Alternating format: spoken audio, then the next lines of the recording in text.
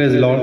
प्रभू परमेश्वराच्या नावाला आपण धन्यवाद देऊया, त्याचे उपकार स्मरण करूया, कारण आपला प्रभू चांगला आहे आणि आज त्याने पुन्हा एकदा आपल्याला त्याचं वचन ऐकण्यासाठी एकत्र केलं आहे, म्हणून आपण त्याच्या नावाला धन्यवाद देऊया. आज आपण ज्या वचनावर प्रकाश टाकणार आहोत किंवा ते वचनाचा अर्थ समजून घेणार आहोत ते म्हणजे देवपुत्र.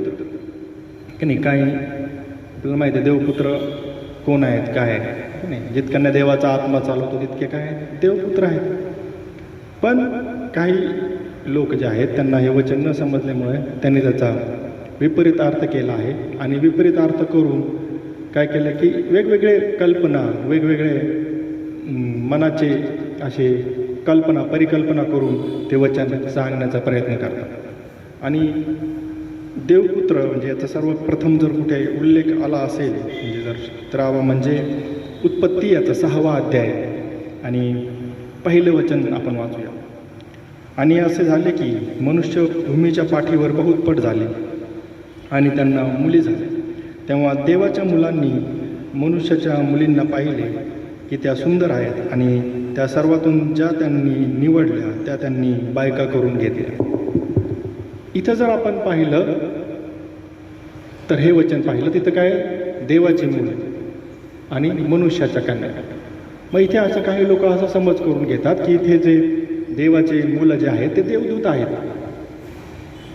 आणि पुढचं जे आपण त्याच्यावर प्रकाश टाकणार आहोत. इथे लोकांनी काय समज करून घेतलेला आहे की इथले जे देवाची मुलं म्हणजे काय आहेत, देवदूत आहेत. आणि देवदूतांनी काय पाहिलं की मानवकन्या सुंदर आहेत आणि देवदूतांनी येऊन काय केलंय, मानवकन्यांशी विवाह केल्या, बायका करून घेतल्या आणि म्हणून देव कोपला आणि देवाने पृथ्वीचा नाश करायचं ठरवलं. पण जर आपण याचा नीट विचार केला आणि ह्या वचनाला आधार म्हणून ते काय करतात, योग याचा पहिला अध्याय आपण जाऊया. योग याचा पहिला अध्याय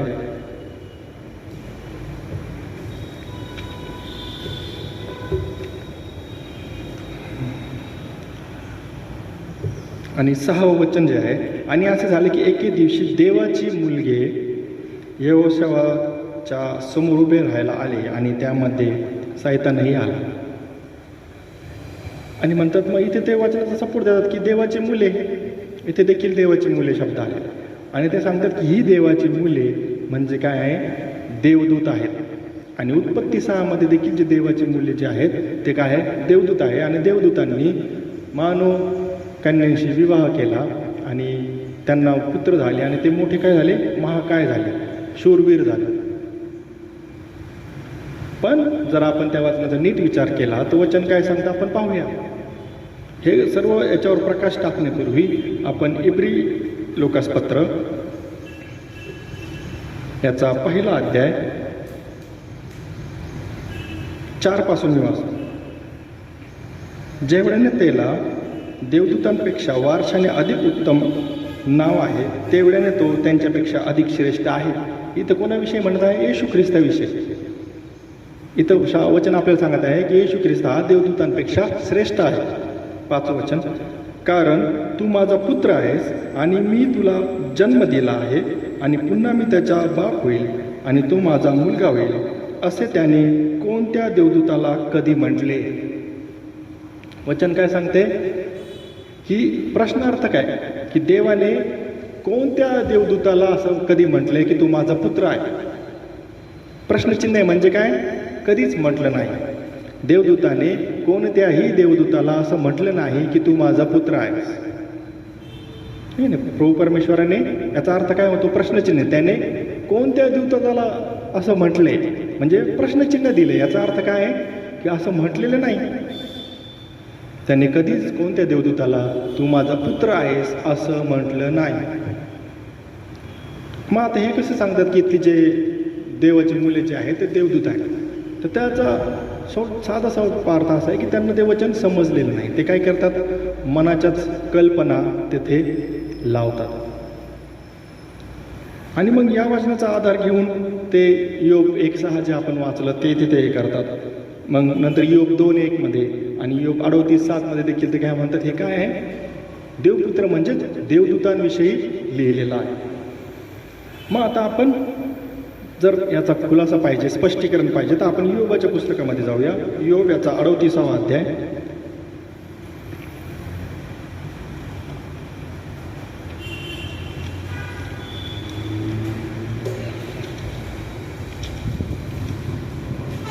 चौथ्या वचनापासून मी वाचतो. आता देवी त्या योबाला प्रश्न विचारते की मी ह्या ज्या गोष्टी निर्माण केल्या तेव्हा तू कुठं होतास. योबाला प्रश्न विचारतो, जेव्हा पृथ्वीची पाय घातले तेव्हा तू कुठे होतास. तू बुद्धिमान असलास ते प्रकट कर. तू जाणतोस तर सांग. तिचे मोजमाप कुणी ठरवले किंवा तिच्यावर मापनसूत्र कुणी ताणले हे तुला ठाऊक आहे तर सांग. तिचे पाय कशावर घातले आहेत अथवा तिच्या कोपऱ्याचा दगड कुणी बसवला. जेव्हा पहाटच्या ताऱ्यांनी एकत्र मिळून गायले आणि देवाच्या मुलांनी हर्षनाद केला तेव्हा तो कुठे होतास. आता इथे जर पाहिलं 7व्या वचनामध्ये काय म्हटलंय की जेव्हा पहाटच्या ताऱ्यांनी एकत्र मिळून गायले आणि देवाच्या मुलांनी हर्षनाद केला तेव्हा तू कुठे होतास. आता हे जर पूर्ण आपण योबाचा 38वा अध्याय पाहिला तर हा काय उपमा दिलेला आहे. आणि काय उपमा आणि अलंकारिक भाषेत काय करते देव योबाला समजून सांगते. तेच जर आपण पाहिलं तर 8व्या वचनामध्ये तो समुद्राविषयी काय म्हणतोय. आधी आता पृथ्वीविषयी म्हटला, नंतर समुद्राविषयी काय म्हणतोय की समुद्र उफाळून जणू काय गर्भाशयातून बाहेर निघाला आहे. आता खरोखर काय समुद्र गर्भाशयातून बाहेर निघणार आहे का. नाही. त्याला दार कोणीला अडवले. त्याला खरोखर समुद्राला काय दार आहे का. नाही. इथं काय उपमा दिलेली आहे. उपमा देऊन देव काय करते इथे सांगत आहे. तर मग आता इथे जे प्रश्न आहे की पहाटच्या ताराने एकत्र मिळून गायले आणि देवाच्या मुलांनी हर्षनाद केला. आता जेव्हा पृथ्वी निर्माण करत होतं तेव्हा साहजिकच मनुष्य नव्हता पण देवदूत होते की नाही. पृथ्वी जेव्हा निर्माण करत होता प्रभू तेव्हा मनुष्य अस्तित्वात आलेला नव्हता पण देवदूत होते. म्हणून इथं लोकांचा समज काय आहे की इथे काय आहे, इथे देवदूतांना प्रभू परमेश्वर असं म्हटलेलं आहे. पण इथले जे आहेत जे आणि हर्षनाद केला, देवाच्या मुलांनी हर्षनाद केला, तर ती देवाची मुले म्हणजे इथे जे संदर्भ आले आहे ते म्हणजे सूर्य आणि चंद्र. इथे देवाची मुले कोणाला म्हटलंय योबामध्ये सूर्य आणि चंद्र यांना देवाची मुले म्हणण्यात आलेलं आहे. म्हणजेच काय की देवाने जे निर्माण केलं त्या सृष्टीचा तो काय बाप आहे. आणि म्हणून इथं त्यांना काय म्हटलेलं आहे की सूर्य आणि चंद्रांना काय म्हटले देवाची मुले म्हटलेलं आहे. मग असं कुठे लिहिलं आहे की नाही आपल्याला शास्त्र वाचनातून पाहिलं पाहिजे. तर मग आपण याकोबाचं पत्र याचा 1ला अध्याय आणि 17वं वचन.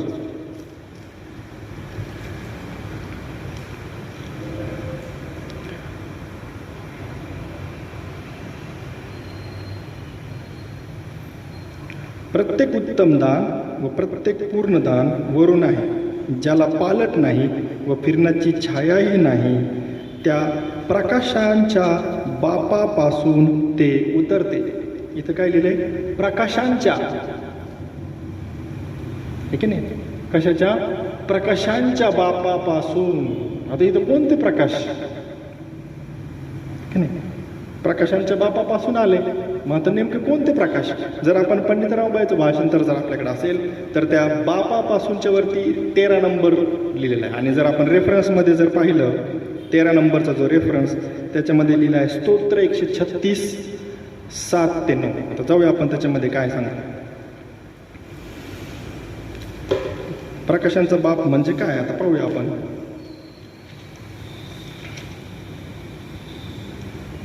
स्तोत्र 136 7 ते 9. ज्याने मोठ्या ज्योती निर्माण केल्या त्याला, कारण त्याची प्रेमदया सर्व काळ आहे. ज्याने दिवसावर अधिकार चालवायला सूर्य निर्माण केला त्याला, कारण त्याची दया सनातन आहे. ज्याने रात्रीवर अधिकार चालवायला चंद्र व तारे निर्माण केले त्याला, कारण त्याची दया सनातन आहे. का कोणाला म्हटले तर सूर्य चंद्र तारे जे आहेत त्यांना काय म्हटलेलं आहे देवाची मुले. इथं अलंकारिक भाषेत इथे म्हटलेलं आहे प्रकाशाच्या बापांनी की नाही, प्रकाशांच्या बापांनी. मग तिथं रेफरन्समध्ये काय लिहिलंय सूर्य चंद्र. स्तोत्रसहित 136 7 ते 9. आणि 7 ते 9 मध्ये कशाचं वर्णन आहे सूर्याचं, चंद्राचं आणि ताऱ्यांचं. म्हणून त्यांना काय म्हटले, प्रकाशांचा बाप. प्रकाशांचा बाप का? कारण त्यांनी काय केलेलं आहे, सूर्य चंद्र तारे काय केले, निर्माण केलेले आहे. म्हणून त्याला इथे काय म्हणण्यात आलं आहे, प्रकाशांचा बाप. आणि उत्पत्ती याचा पहिला अध्याय 17-18 वचन.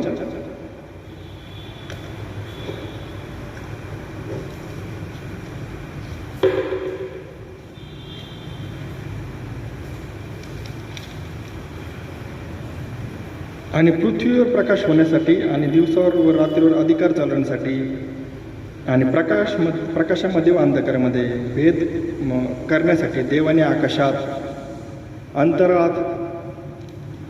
आकाशांच्या अंतराळात ठेवली. आणि देवाने ती पाहिली की ते चांगले आहे. आणि संध्याकाळ झाली व सकाळ झाली, आज 4था दिवस. की नाही, ज्योती निर्माण केल्या देवाने आणि त्या पुढे आकाशात ठेवलं. मग इथे जे सांगितलेलं आहे की प्रभातच्या नक्षत्रांनी गायन गायले, ते काय आहे, सूर्यचंद्र तारे. आता गायन गायले, तिथं योग म्हटलं की गायले, गीत गायले. मग आता कसं काय गातील सूर्यचंद्र तारे गीत, की नाही. पण हे कशामध्ये मी तुम्हाला सांगितलं की योगाचा 38वा अध्याय हे कशा आहे, रूपक आणि उपमा आणि अलंकारिक भाषेत लिहिलेला आहे. आणि जर तसं म्हणायचं तर स्तोत्र 148 जर आपण पाहिलं तर तिथं लिहिलंय सगळं. स्तोत्र 148 याचं 3रं वचन मी वाचतो. सूर्य आणि चंद्र हो, तुम्हीच त्याला स्तवा, प्रकाशाच्या सर्व ताऱ्यांनो तुम्हीच त्याला स्तवा. आहे की नाही. स्तव म्हणजे काय करा, गीत गा, त्याची उपकार स्तुती करा. मग आता खरोखर ते स्तवन करणार आहेत का? करणार आहेत का? हो, करणार आहेत. कसं? त्यांच्या प्रकाशाने. जेव्हा आपण त्याच्याकडे पाहतो, सूर्याकडे चंद्राकडे जेव्हा आपण पाहतो, तर आपल्याला कळतं की काय आहे, की आपला प्रभू परमेश्वर किती अद्भुत आहे, की त्याने असे मोठे मोठे ज्योती निर्माण केल्या. ते एक प्रकारे काय करतात, त्याची साक्ष दर्शवतात. म्हणून स्तोत्रकर्ता देखील काय म्हणतो, त्याला स्तवा, त्याचे स्तवन करा. तुमच्या जीवनाच्या द्वारे, तुमच्या दिसण्याच्या द्वारे, तुमच्या प्रकाशनाच्या द्वारे तुम्ही काय करा, निर्माण करता. त्यांचं निर्माण करता देखील कोण आहे, प्रभू परमेश्वर आपला येशू ख्रिस्त. त्याने त्याला निर्माण केलेलं आहे प्रभू परमेश्वराने. यहोवा देवाने या सगळ्या ज्योती निर्माण केलेल्या आहेत. आणि म्हणूनच तो काय म्हणतो की तो काय, प्रकाशांचा बाप. म्हणजेच काय, सूर्यचंद्र तारे यांचा देखील तो काय आहे, बाप आहे. आणि योगमध्ये तिथे तेच सांगितलेलं आहे 38व्या अध्यायामध्ये. तेच 65-12 मध्ये पाहिलं तर कुर्णेही, म्हणजे सूर्यचंद्र तारे नाही तर कुर्णे देखील काय होतात, गातात. की नाही. हे काय अलंकारिक भाषेत गातात. म्हणजे काय, त्यांच्याकडे पाहून आपण काय करतो, देवाची उपकार स्तुती करतो की नाही, की देवा हे तू निर्माण केलेलं आहे. म्हणजे एक प्रकारे काय करतात, ते देवाची साक्षच आपल्याला सांगतात. मग आता आपण पुन्हा योबाच्या पुस्तकात येऊ, कारण की आपल्याला तिथं पाहायचं की नेमके देवपुत्र, इथले देवपुत्र म्हणजे कोण. आपण जाऊ योग ह्याचा पहिला अध्याय आणि पहिलं वचन.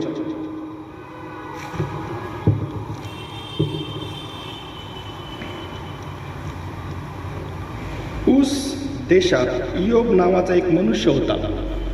तो मनुष्य परिपूर्ण व सरळ, देवाला व पापापासून दूर राहणारा असा होता.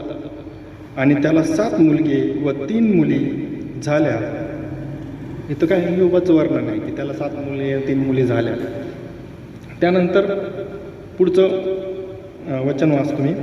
आणि 7,000 मेंढरे, 3,000 उंट व 500 बैलांच्या जोड्या, 500 गाढवी व घरची दारची माणसे, असे त्याचे पुष्कळ धन होते.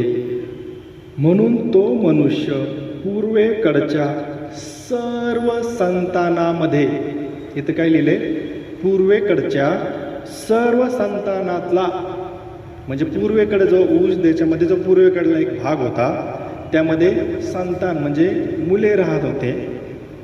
कोणती मुले आपण ते पाहू आता. तर पूर्वेकडच्या सर्व संतानामध्ये फारच मोठा होता. की नाही. लोकांमध्ये नाही म्हटलं, पूर्वेकडच्या सर्व संतानांमध्ये म्हणजे मुलांमध्ये, पूर्वेकडे जे राहणारे जे मुले होते त्या संतानामध्ये योग काय होता, मोठा होता.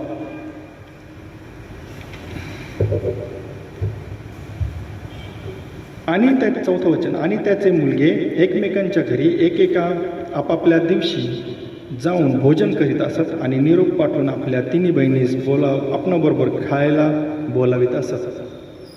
हा त्याचा काय होता, नित्यक्रम होता. पण योग जो होता पूर्वेकडील सर्व संतानामध्ये काय होता, मोठा होता, चांगला असा गणण्यात आला होता. पण योग एकटा नव्हता संतान, त्याच्याबरोबर बरेचसे संतान होते. मग आता इथे आपण जे पाहिलं की योबाला काय होतं, 7 मुले होते आणि आपण त्यांच्या क्रमाने ते काय करायचे, भोजन करायचे. ही एका नेमलेल्या दिवशी ते काय करायचे, त्याच्या घरी भोजन करायचे. मग एका दिवशी एका मुलाच्या घरी, दुसऱ्या दिवशी दुसऱ्या मुलाच्या घरी, तिसऱ्या दिवशी तिसऱ्या वेळेस तिसऱ्या, चौथ्या वेळेस चौथ्या मुलाच्या घरी ते काय करायचे, एकत्र जमून भोजन करायचे. हा त्यांचा काय होता, नित्यक्रम 7. इथं आता आपण त्या विषयाकडे जाणार नाही, पण आपल्याला माहिती आहे की यहोवाचे सण किती आहेत, 7. आणि यहोवाला मुलं किती होती, 7. त्या 7 सणाच्या 7 दिवसामध्ये ते काय व्हायचे, प्रभू परमेश्वर मेजवानी करायचे. आपण पाहूया की त्या सणाच्या दिवसात काय व्हायचं. आपण अनुवाद याचा 16वा अध्याय आणि 15वं वचन पाहू.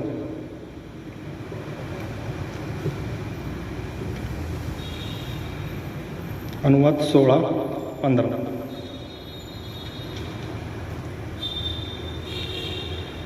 यहोवा तुझा देव जे ठिकाण निवडून घेईल तेथे तू यहोवा तुझा देव याच्यासाठी 7 दिवस सण पाळ. कारण तुझ्या सर्व उत्पन्नात व तुझ्या हाताच्या सर्व कामामध्ये यहोवा तुझा देव आशीर्वाद देईल आणि तू सर्व प्रकारे आशीर्वादित होशील. 7 दिवस काय करायला पाहिजे, सण पाळायला लावला की नाही. इथं सांगितलं की ते काय करायचे, 7 मुलं होते आणि ते एक दिवस काय करायचे, प्रत्येकाच्या घरी एकमेकाच्या घरी मेजवानी देतो. इथं आपलं वचन सांगतं की पूर्वेकडल्या सर्व संतानांमध्ये म्हणजे सर्व मुलांमध्ये पूर्वेकडे जे राहणारे जे मुलं होते, कोणती देवाची मुले, ती देवाच्या मुलांमध्ये योग काय होता, मोठा होता. म्हणजे योग कसा त्यापेक्षा श्रेष्ठ होता. मग आता आपण 16वं वचन वाचू. बेखमीर भाकरीच्या सणात व सप्तकाच्या सणात व मंडपाच्या सणात असे वर्षातून 3 वेळा तुझ्या सर्व पुरुषांनी यहोवा तुझा देव याच्या समोर काय लिहिले, यहोवा तुझा देव याच्या समोर यायचंय, यहोवाच्या समोर यायचंय. याच्या समोर म्हणजे जे ठिकाण निवडून घेईल तेथे हजर राहावे. कधी, सणाच्या दिवसात. जे सण प्रभू परमेश्वरांनी नेमून दिले होते त्या सणातल्या दिवसात त्यांना काय होती, आज्ञा होती की तुम्ही काय करायचे, प्रभू परमेश्वरासमोर हजर राहायचे, त्याच्यासमोर येऊन उभं राहायचे. आणि मग तेच योगमध्ये जाऊ आपण पुन्हा. योग 1:6. आणि असे झाले की एके दिवशी देवाचे मुलगे यहोवा समोर उभे राहायला आले. काय, एके दिवशी देवाचे मुले यहोवा समोर उभे राहायला आले. कशासाठी उभे राहायला आले, आज्ञा काय दिली होती की सणातल्या दिवसामध्ये तू काय कर, यहोवा समोर उभे राहा आणि हजर हो. मग तो एक दिवस होता, तो सणाचा दिवस होता. त्या दिवशी काय सांगितलं होतं की देवाचे मुलगे यहोवा समोर उभे राहायला आले. तशी आज्ञा होती. त्या सणातल्या दिवसामध्ये परमेश्वरासमोर सगळ्यांना हजर व्हायचं होतं. आणि त्या हजर होण्यासाठी देवाचे मुलगे म्हणजे ऊस देशामधल्या पूर्वेकडे जे संतान होते, मुले होते, ते सर्वजण काय झाले, देवासमोर त्या दिवशी हजर राहिले, उभे आले आणि समोर हजर झाला. आणि त्याच्यामध्ये सैतानही आला. आता इथं सैतान आल्यामुळे काय लोकांना असं वाटतं हा सर्व प्रसंग कुठे आहे, स्वर्गातला आहे की नाही. आपलं असं वाटतं की सैतान आला म्हणजे काय, स्वर्गात आहे. पण इथं काय सांगितलं की देवासमोर उभे राहायला आले. आणि इथं कुठेही म्हटलं नाही की स्वर्गात हे सगळं झालेलं आहे. काही लोक मनानेच सांगतात स्वर्गात सभा भरली आणि मग सैतान आला, देवाची मुलं म्हणजे देवदूत, मनानेच काही सांगतात. पण इथं कुठेही स्वर्गाचा उल्लेख नाही. उभे राहायला सांगितलं तर कुठे, पृथ्वीवर. कधी, सणातल्या दिवसात, बेखमीर भाकरीच्या सणात, मंडपाच्या सणात. या सणाच्या दिवशी तुम्ही प्रभू परमेश्वरासमोर, यहोवा देवासमोर उभे राहायचे.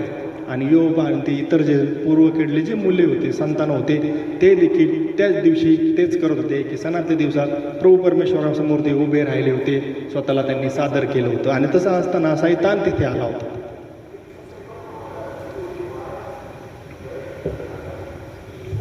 हा प्रसंग काय आहे, पृथ्वीवरलाच आहे, स्वर्गातला नाही,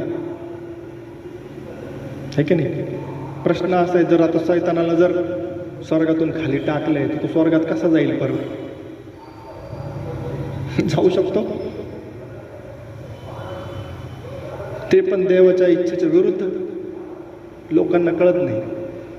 जर त्याला एकदा प्रभू परमेश्वराने स्वर्गातून खाली टाकलंय तो पूर्ण तो स्वर्गात कसा जाईल? ते पण प्रभू परमेश्वराच्या इच्छेच्या विरुद्ध. स्वर्ग काय असं फिरण्याचं ठिकाण आहे का? आहे की नाही? जिथे प्रभू परमेश्वर राहतो त्याला आपण स्वर्ग म्हणू. मग ते असं फिरण्याचं ठिकाण आहे का? जिथे पाप करणारा मनुष्य कसं काय जाईल? ज्या व्यक्तीने पाप केलंय सैतानाने तो कसं काय तिथे जाईल? मग तर सगळ्यात जायला पाहिजे स्वर्गात. सैतान म्हणलं काही नाही होत, पाप करा, मी देखील स्वर्गातून फिरून येतोय, तुम्हाला पण स्वर्गाची फिरून आणील, चक्कर मारून आणील, मी जातोय स्वर्गात देवासमोर. असं होऊच शकत नाही. सैतान स्वर्गामध्ये जाऊ शकत नाही, कारण त्यांनी पाप केलं होतं आणि देवाने त्याला खाली टाकलं. त्यामुळं तो स्वर्गामध्ये जे परमपवित्र स्थानाचं राहण्याचं ठिकाण आहे तिथे तो जाऊ शकत नाही. त्यांनी भेट घेतली देवाची. कुठे घेतली? पृथ्वीवर. त्याची परीक्षा पाहिली पृथ्वीवर. वरती जाऊन तो पाहूच शकत नाही, त्याला तिथून खाली टाकलेले. त्या ठिकाणी तो परत जाऊ शकत नाही. तसं असलं तर मग सगळे पाप करणारे स्वर्गात जातील. एक जाऊ शकतो तर सगळ्यात जाऊ शकतो ना. पण आपल्याला ते वचन न समजल्यामुळे आपण आपली कल्पना अशी करून ठेवली की सैतान स्वर्गात गेला. पण आपल्याला हे कळत नाही सैतानाने पाप केलेले आणि तो पापी मनुष्य कसा स्वर्गात जाईल. हे लक्षात ठेवा की देवाला सैतानावर अधिकार आहे, सैतानाला देवावर नाही. मग जर देवाच्या इच्छेविरुद्ध तो स्वर्गात जाऊ शकत नाही आणि जर शास्त्रानुसार देखील तो स्वर्गात सैतान जाऊ शकत नाही, कारण की त्यांनी पाप केलं आहे आणि पापी व्यक्ती किंवा देवदूत स्वर्गात राहू शकत नाही. पण हे आपल्याला समजत नाही. आपण म्हणतो स्वर्गात सभा भरली, मनानेच जोडून देतो. देवाची मुले म्हणजे देवदूत. कुठे प्रश्न इब्रीमध्ये म्हणतो की त्याने कधी कोणत्या देवदूताला म्हटले की तू माझा मुलगा आहेस, आज मी तुला जन्म दिलाय. मग एक वचन दुसऱ्या वचनाच्या विरोधात कसं जाईल? नाहीच जाऊ शकत, कोणत्याही परिस्थितीत जाऊ शकत. मग इथं प्रॉब्लेम काय? प्रॉब्लेम आपल्या समजण्यामध्ये. प्रॉब्लेम ज्यांनी आपल्याला आधी शिकवलं चुकीचं त्यांच्या समजण्यामध्ये झालेला आहे. इथे देवाची मुले म्हणजे पूर्व देशात राहणारे योबासारखे असे अनेक संतान होते ज्यांना देवाची मुले म्हणण्यात सुरुवातीपासूनच क्लिअर आहे की जे देवाच्या इच्छेप्रमाणे वागतात त्यांना देवाची मुले म्हटलेले आहे. आणि जे देवाच्या इच्छेच्या विरुद्ध वागतात त्यांना काय म्हटलेलं आहे? सैतानाची मुले. साधं सोपं आहे. त्याच्यावर वेगळे यांनी तितका हे करून ठेवलं या लोकांनी, त्याच्याकडे आपल्याला जायचं नाही. पण इथे जो देवाची मुले म्हणजे योग आणि इतर जे ऊस देशात पूर्वेकडे राहणारे लोक. आणि म्हणून इथे हा प्रसंग आहे. मग आता जर आपण पाहिलं की ते म्हणतात की मग आता देव बोलला ना, तर देव बोलला म्हणजे काय? देव आदमाशी बोलत होता. देव बोल, आदमा तू कुठे आहेस? तो म्हटलं मी तुला पाहून लपलोय, ज्या झाडाचं फळ खाऊ नको ते तू खाल्लंस काय? मग आता काय याचा अर्थ असा होता की आदम स्वर्गात गेलाय? नाही. आदम कुठं होता? एदेन बागेत. एदेन बाग कुठं होती? पृथ्वीवर. आदम खाली होता पण देव तरी त्याच्याशी बोलत होता. मग ह्या परिस्थितीमध्ये देव नाही बोलू शकत का? बोलू शकतो. देव काय आहे? आपला प्रभू परमेश्वर जो आहे सर्वव्यापी आहे. तो कुणाशी कुठेही कसा बोलू शकतो. आदमाशी बोलला म्हणजे आदम काय स्वर्गात गेला नव्हता, तसाच तो बोलला. सैताना तू कुठून आलास? तो म्हटलं मी पृथ्वीवर फिरून आलो, कारण की त्याचं ठिकाणच ते होतं पृथ्वी, म्हणून तो पृथ्वीवर फिरून आला. आता त्यांना विचारलं, ब्रदर तुम्ही कुठून आले? ते मी भिंगवरून आलो. मग आता आपण बसलोय, तुम्ही भिंगवरून आलो म्हणजे आपण काय स्वर्गात बोलतोय का? नाही. साधं सोपं आहे. पण आपण काय करतो तसं विचार. आता त्याला विचारलं तू कुठून आला? तो पृथ्वीवर होता. पृथ्वीहून आलो आणि पृथ्वीवर फिरून आलोय. मग याचा अर्थ काय? तो जो संवाद स्वर्गात चालला असं आहे का? आता असा आपला अर्थ आहे का हा संवाद स्वर्गात चाललाय? नाही. देवासमोर उभे राहणे म्हणजे त्यांना आज्ञा दिली की त्या सणातल्या दिवसात तुम्ही प्रभू परमेश्वरासमोर हजर व्हा.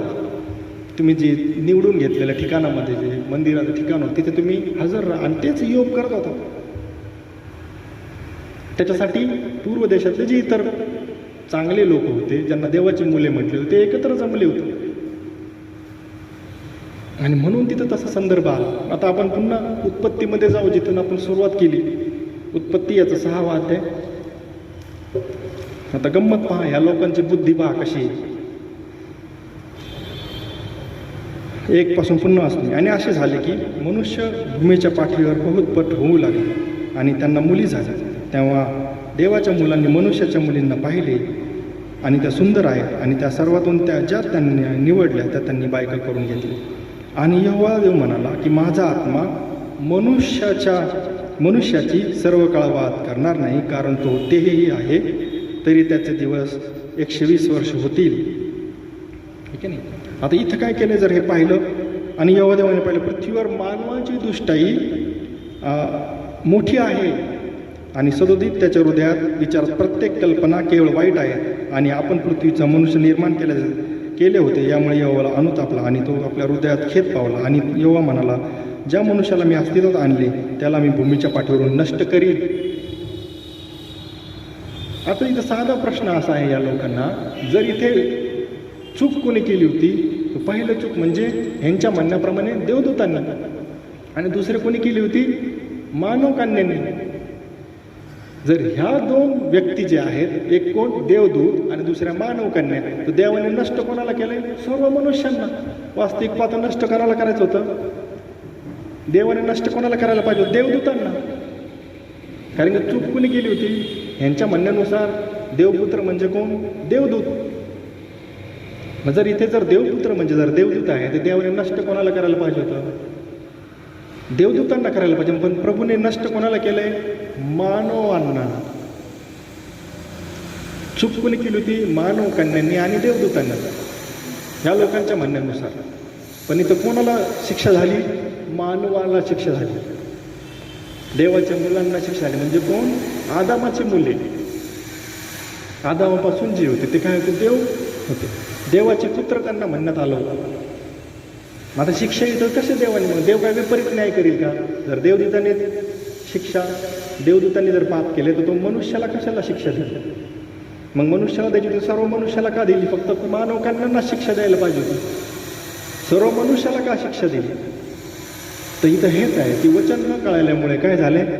वचन यांना समजलंच नाही आणि ते काय म्हणतात? देवपुत्र म्हणजे देवदूत. पण वचन आपण पहिलंच पाहिले की देवपुत्र म्हणजे काय?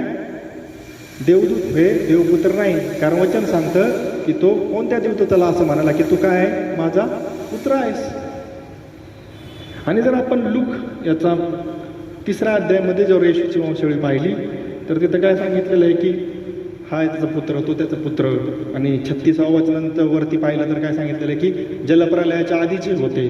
ठीक आहे नाही. आणि मग यामुळे आदामापासून आहे तो देवाचे पुत्र. आपण जाऊया उत्पत्ती लूक याचा 3रा अध्याय, ते वचन वाचू आपण. लूक 3रा अध्याय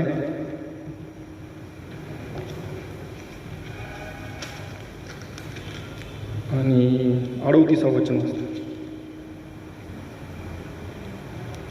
तो अनोशाचा, तो शेताचा, तो आदामाचा, तो देवाचा. आता काय इथं लिहिलंय की काय? तो पुत्र. इथं जर पाहिलं तर काय? येशूची वंशावळी जर आपण वाचलं की तो याचा पुत्र, तो त्याचा पुत्र, तो त्याचा पुत्र, तो त्याचा पुत्र. इथं लिहिलंय काय? तो अनोशाचा, तो शेताचा. शेत कोणाचा होता? तो आदामाचा. शेत आदामाचा काय होता? पुत्र होता. आणि लिहिलंय तो देवाचा. काय? आदाम काय होता? देवाचा पुत्र होता. इथं आदामाला काय म्हटले? देवाचा पुत्र म्हटलेला आहे. का? कारण की आदाम देवाच्या इच्छेनुसार करतो, म्हणून आदामाला इथं काय म्हटलंय? देवाचं पुत्र. आणि आदामाचे जे मुलं होते ते काय होते? देवाची पुत्र होते, देवाची मुलं होते. म्हणून त्यांना देव काय म्हटले? देवपुत्र म्हटले की देवाची मुले असं म्हटलेलं आहे.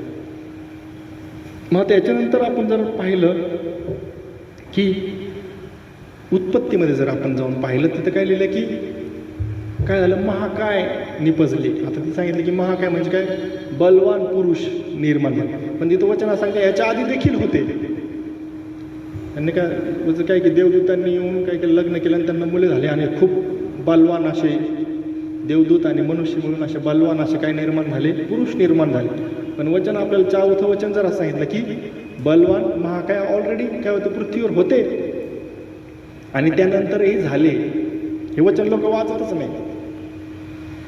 मग त्याच्यामुळं काय होतं हे त्यांना समजत नाही आणि ते म्हणतात देवदूत म्हणजेच काय आहे की देवाचे पुत्र आहेत. पण वचन आपल्याला सांगतं की देवदूताला कुठेही प्रभू परमेश्वराने आज मी तुला जन्म दिला आहे तू माझा पुत्र आहेस असं देवदूताला कधीही प्रभू परमेश्वर म्हटला नाही. मग जर आता आपण इथं पाहिलं की उत्पत्तीच्या 6 आणि 7 वचनामध्ये देवाने काय केलं, सर्व सृष्टी नष्ट केली आणि पृथ्वी नष्ट केल्यानंतर काय झालं, फक्त नोहालाच काय केलं देवाने, वाचवलं आणि त्याच्या कुटुंबाला. ही गोष्ट आपल्या सर्वांना काय माहीत आहे. पण इथून मागं जर पाहिलं तर मग आता इथे मानव कन्या कोण आहे की नाही. तर मानव कन्या कोण म्हटलं तर काय होतं, इथे जे काईन होता त्याची जी संतती होती, काईन देखील पृथ्वीवर वाढत गेला आणि काय झालं की काहीनाची देखील संतती बरीच मोठी झाली. जर आपण पाहिलं तिथपासून तर जलप्रलय जवळजवळ 1,500 वर्षचा कालावधी लोटलेला आहे. तर 1,500 वर्षामध्ये काय झालं, काहीनाची जे वंशावळी होती ती देखील मोठ्या प्रमाणात वाढली आणि आदमाची जी शेताद्वारे होती ती देखील मोठ्या प्रमाणात वाढली. पण काय केलं की आदामाच्या साईडचे जे मुलं होते त्यांनी पाहिलं की काय कायनाचे जे मुली आहेत त्या कशा आहेत, सुंदर आहेत आणि त्यांनी काय केलं, त्यांच्याशी विवाह केला आणि हे देवाला आवडलं नाही. कारण की काय होतं, ते देवाला न मानणारे होते, देवाच्या आज्ञा न पाळणारे होते आणि म्हणून देवाने काय केलं, राग येऊन त्यांची देवाची आज्ञा मनुष्याच्या मुलांनी मोडल्यामुळे देवाने सर्व मनुष्य जातीला काय दिला, त्याचा अनुताप झाला बनवल्याचा आणि त्यांनी काय केलं, ते नष्ट केलं. तर अशा प्रकारे ती गोष्ट आहे.